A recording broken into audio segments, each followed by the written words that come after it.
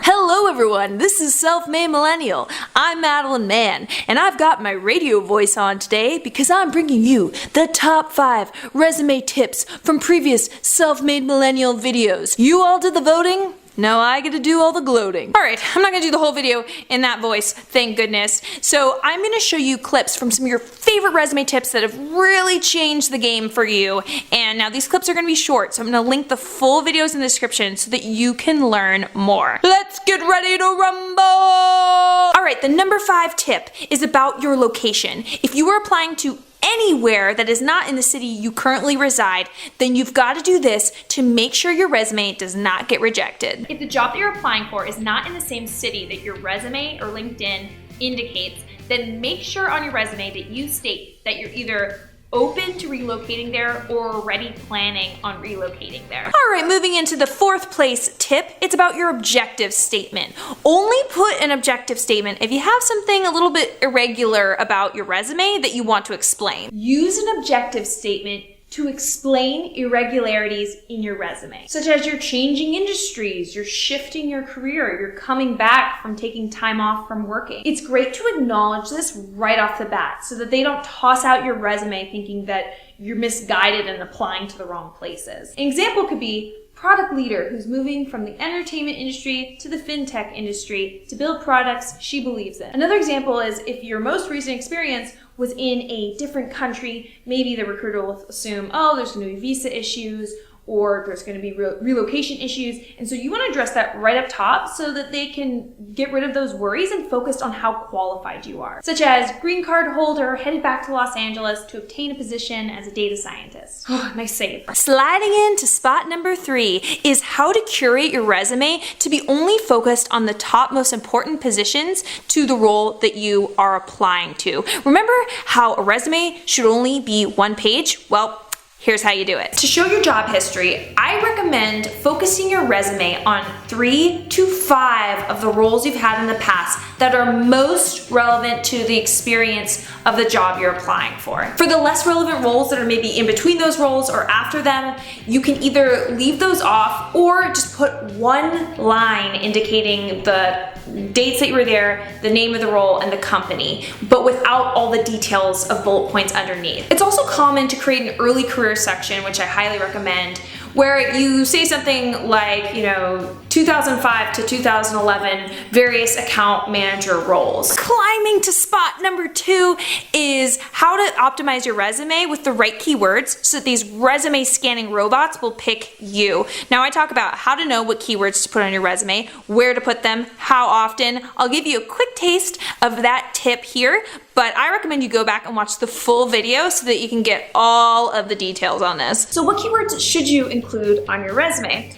Well, I think that you should go find at least 3 or 4 job descriptions that really fit the kind of role that you want, and they're all very similar. Take all of the job descriptions, take all the text, and paste it into a word cloud generator, and I'll link the one I use in the description. And so I'm going to show you an example of a word cloud I generated from 4 UX designer job descriptions. This word cloud tells us the keywords that we need to have on a resume, like mockups, agile, sketch, research, wireframes, as well as some soft skills like creative, collaborate, communication. Now that we know the most important keywords to have on a resume, let's now tailor our resume further to a specific job description. So if I want to apply to this designer role, I take a look at the description. I see that actually we have a lot of these keywords already. We have agile, we have wireframing, we have sketch, but we're missing some really important ones, such as having experience designing for these kind of platforms and apps.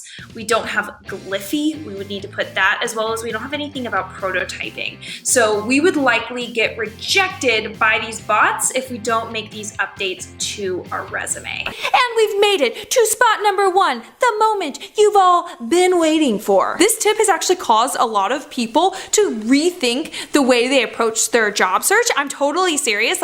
This tip came as a landslide first place. So the tip is to focus your job search with first prioritizing the industry, then the company, than the role. Now I understand this is not exactly a resume tip, but I found that when people focus on this industry first mentality towards their job search, their resumes are far stronger, guaranteed. This tip is also a bit complex, so I recommend you watch the full video, but here is a quick clip to get a feel for it. There are 3 categories you have to address in your job search: industry, company, and role. Amir spent most of his time here focusing on roles that seemed to fit him, without really having purposeful direction on exactly the types of industries and companies that would be best for him. If you're like Amir, then reverse your search. Focus on industry, then company, then role. I'll walk you through each one. Industry is the most important part of your job search for 3 reasons. First, it's what you're gonna be focused on every day. The industry is what you're gonna be talking about day in and day out. Reason number 2, industry expertise matters. Do not underestimate how much effort it takes to learn a new industry. And the 3rd reason to focus on industry is that industry-specific resumes and cover letters get more interviews. You know, it's pretty obvious to me when people are just doing the resume spray, where they're not really paying attention to the company or industry, they're just shooting their resume off to tons of companies that are hiring for similar roles and just hoping someone will pick up the phone and call them. These people are frequently passed over because they seem to not have a lot of direction or passion for the industry. But the people who seem very deliberate, they have thought about this, they know that they want their next career step to be in this direction of this industry, that's very compelling, and those people get the interviews. Well, I don't think I'm going into radio anytime soon, but if you like this video, please hit a like on it, as well as subscribe. New videos coming out every week. Thanks so much, everyone. Wi-Fi high five.